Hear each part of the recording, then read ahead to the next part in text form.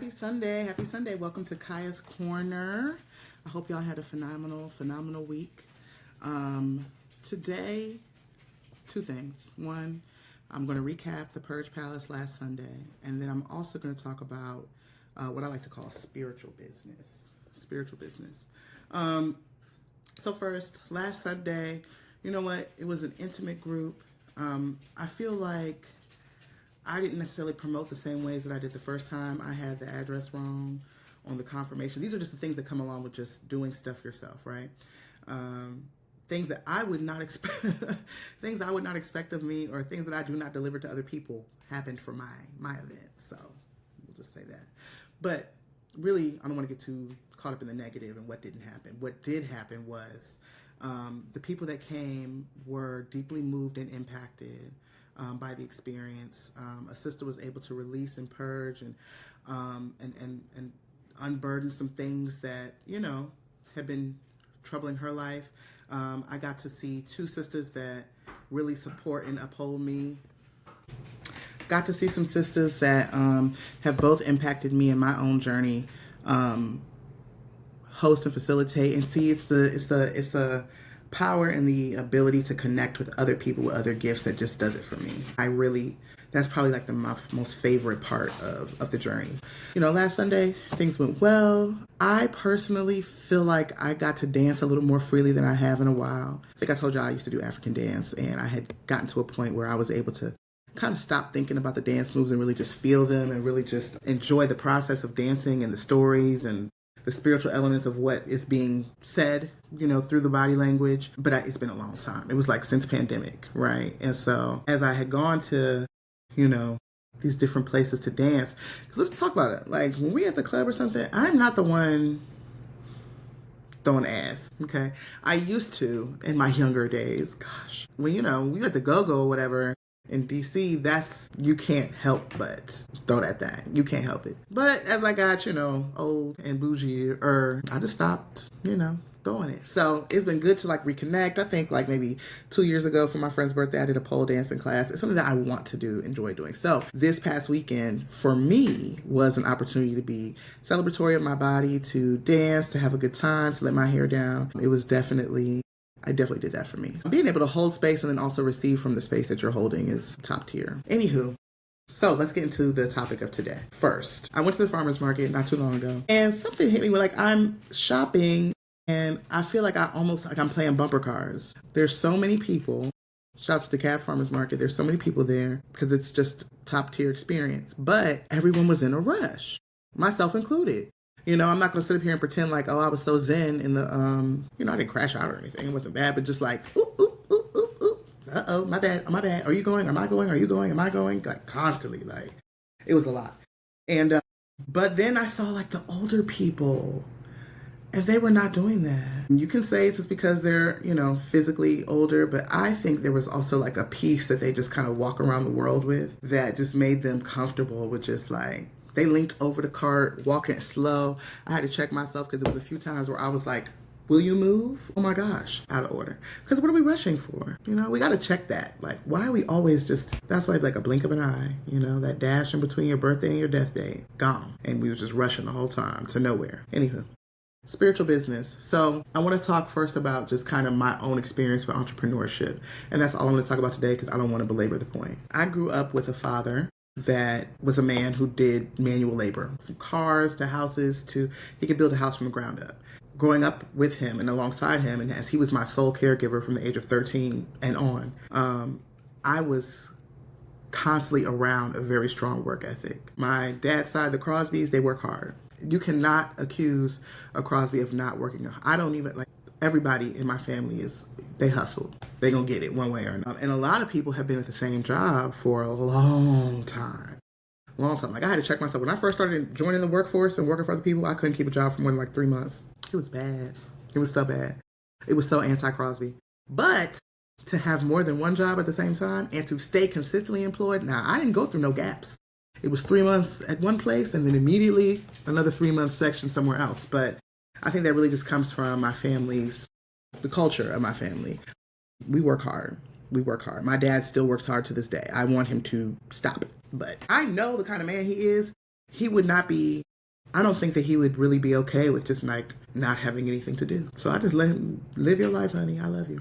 And I'm just like you. So I got like 5 jobs right now. But so when I first started working, it would really be with my dad. You know, whether he could get childcare or not, we ended up somewhere stripping and waxing some floor, watching him do it. When I turned 18, I started working for him. He had a contract cleaning a church, and I would help barely. Terrible, terrible. Ooh, so spoiled. And I would literally just make enough money so that I would spend my whole paycheck on weave and possibly get into the club, but hopefully somebody else will pay for that. I was down bad at 18 years old, okay? And then I started to just get my legs wet, start working at other places. I will not name them just due to maybe things that happened. I don't know. But I always had a very strong work ethic. And so when it was time for me to move to Atlanta and kind of start over because I had really exhausted my options in DC. I was inspired to finish college because my best friend went back to college. I finished college because I had dropped out after like the first semester. And I had been a nanny since the age of, like I started taking care of people's kids at like the age of, I think 18. And so that was like always a constant job that I had, a family that I would nanny for. And I kept that, and that helped me get reestablished here in Atlanta until I ended up going back to school. Went to Atlanta Metro to get my associates, and then went to Clayton State University to get my bachelor's psychology, and now I work in marketing, right? And so that's why I feel like it's spiritual business because, none of that is like orchestrated by me. I'm like flying through life, I'm making decisions, but the opportunities that I get presented to me, I can't control those things. Those are the things that came my way. And so, because I guarantee you, if the way that I see myself, I would have been a therapist at this point. I would have been a therapist at this point. But you know how much money it costs to go to school? You know how hard it is to go to school and be an adult? That's why it's so important to take advantage of them 4 years right after high school. Do it then, honey. Because when you get to be 30 and you got coursework after a full shift, you probably got to work overtime anyway because the cost of living, let's be honest, it don't hit the same. But there were some trials and tribulations that started to take place when I decided to go back to school, right? Spiritually, I had initiated into a process alongside handling my business with some spiritual stuff. Because I want you to know that I got into a car accident like every semester, car totaled multiple times, decided I was going to go on a weight loss journey, had a salacious scandal in my romantic life. These are all things where I'm saying I want to pursue education so I can level up my reality. And each one of those times that something absolutely insane or chaotic happened, if it had not been for my spiritual awareness, I probably would have been shaken to the core. I probably would have quit. Car don't work? What you mean? Now I got to walk. Because see, let's just use the car accident for an example. Car accident took place. I had two. One, I bought a car within a week. My car had been wrecked on Clark Atlanta University by Clark Atlanta police. Literally, at a stop sign, I was parked, not even moving, and the police just came chasing somebody else and hit my car because it was low to the ground and couldn't see it. I've always had a little red car. Don't judge me. So that car went. It was a Mirage or Mitsubishi Mirage, I think. Ooh, baby, tiny. I ain't want to spend no real money on no car. I ain't want to spend no money. And so then someone else let me use their vehicle, right? Car got hit. Coming out my house on the way to a church service. Flipped me up a hill twice. Car totaled. Car gone. This is all in the midst of me working out every single day, eating right, no drinking, locked in, dropping weight, going through a spiritual program where I can't really be around other folks. So, I'm focused and forced to focus on myself. It was a perfect storm because, of course, now you need to not drive. And I didn't realize, right, that at the start of this season, I had asked God for a higher level of discipline. And that discipline came, right? But it was systematic. It was like, not only am I going to ask for it, God's going to help structure my life in a way where I'm going to get it. So yeah, I'm going to actually take away the car too. Because without this car, I need to see if you're still going to go to the gym, if you're still going to eat right, or you still because when you had the car, that drive-through was so easy to get to. Now you ain't got no car. That's another stop. You going to pay for a stop at McDonald's on the way home in that Lyft or that Uber? Are you going to take the MARTA and make sure you get off and get to that fast food for the MARTA? No, I wasn't. And I didn't. And I ended up getting way closer to my weight loss goal than I ever had before. And I ended up learning a new way to make money. Through having that car accident, I got flung into the Uber and Lyft program because I found out there was a finesse. I could rent a car from them and drive and make money. And I got to pick my schedule. So that's perfect for somebody trying to finish school, right? I didn't want a nanny anymore. Because the hours, I really wasn't focused. Because if you raise children and your own kids, you know how hard it is to actually separate and find time. So if I'm literally was taking care of people's kids from 7 a.m. to 7 p.m., that was like a very standard high nanny, like a high-end nanny is prepared to work 12-hour shifts and overnight. And I was working a lot. So sabotaging school. take the car away. By finding another way to get the car, I learned how to make more money with less time. Not only did I start to use the car to do Lyft and Uber that I was renting through them, I also used it to clean houses. I went through an app called Hux. Hux was a place where you could basically start a cleaning company, and I started doing that. That paid more money with more flexible hours than the nannying did. My solution was solved through a freaking car accident. Spiritual business. Now, I'm always working toward a goal, right? And at that time, I think I was really like, my goal was to finish college. And I'm in my late 20s, early 30s. Yeah, late 20s, early 30s. And so I say this to say it's so important to at least have your eyes on a goal. When it comes to spiritual business, you're really not in control. It's your responsibility to pay attention enough to be able to find the ways to receive the messages that God is sending you. Because God gonna send the play. Are you aware enough? Are you alert enough? Are you locked in enough to be able to hear and know that this is a right move or this is not a right move? Are you making decisions based out of fear? Or are you making decisions based out of, you know what, this is the clarity of the awareness, the self-awareness that I have about myself. This is in alignment with what I see. If you can just see 3 feet in front of you, you at least know you need to be able to get to that point. Now, you may not know that there's 12 more feet after the point that you can see. But if you can get to 3, then you can see 3 more. And then you can see 3 more. But if your perspective is messed up, if you're not rooted in spirituality, you're going to make the decisions that set you back 3 steps. And you didn't see that. You didn't know that. Spiritual business. I think if you're going to be successful and live a life where you can actually live and live, meaning you can afford to pay for all the things that you need to survive and then some, and then enjoy life still. If you're going to get to that place, it requires a submission on a spiritual level. Absolutely.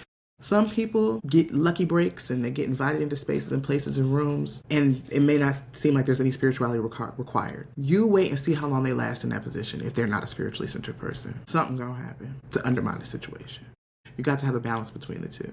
And not because you want to take advantage and you try to pimp spirituality, but because you understand that there is nothing without spirituality. Spiritual business. So I think for all entrepreneurs, right, it's important to know that, number one, the challenges and struggles that come along with entrepreneurship are there to grow you. That's why they came. Because you declared that you wanted to start this business, you wanted to birth it, you wanted to open your own store or start your own company, whatever. You have initiated a process, things are going to start to come your way. Be self-aware enough, spiritually grounded enough, and humble enough to receive all those challenges as really a blessing, really resistance for your spiritual muscles. That's how you're going to get stronger. And then second, use your vision. Always be thinking about how you can move 3 steps ahead. Always. You don't have to see the big picture. Just enough to get from point A to point B. And let all your decision making and all your choices align with the end result. So if your goal is, I want to be a homeowner in the next 3 years, you should be spending most of your free time talking to homeowners. You should be researching and learning about homeownership programs. You should be making sure that your credit is healthy, making sure that the money that you currently make, you can make enough to be able to afford one. Like, there's all these different strategic steps. In pursuing all those things, you're going to become a new person. Become a new person. And then when it's time to buy a home, you will be and fit the profile of homeowner. Right? Because that's a whole nother lifestyle. I do not live in, I've seen it. It's not for me at this moment in time, okay? I understand the benefits from a systematic perspective, but if it gets revealed to me spiritually that I'm supposed to do that and all the pieces align, because usually what's for you is for you, and it's easy when it's for you. If that happens, then I'll surrender. But for right now, I'm not feeling it. But if that is a goal of yours, right, you'll want to make sure that all your decision making, from where you're working, what you're doing with your free time, what you're eating, sleeping, drink, whatever, all of it correlates with the goal in mind. And through that, you will get all the lessons that you need to be the person that you're supposed to be on the other side. Anywho, I have belabored the point. Thank you all for tuning in to this episode of Kaya's Corner. I hope you heard and received something that was beneficial to you. And until next time, stay black. But lucky you, you don't have a choice. Peace.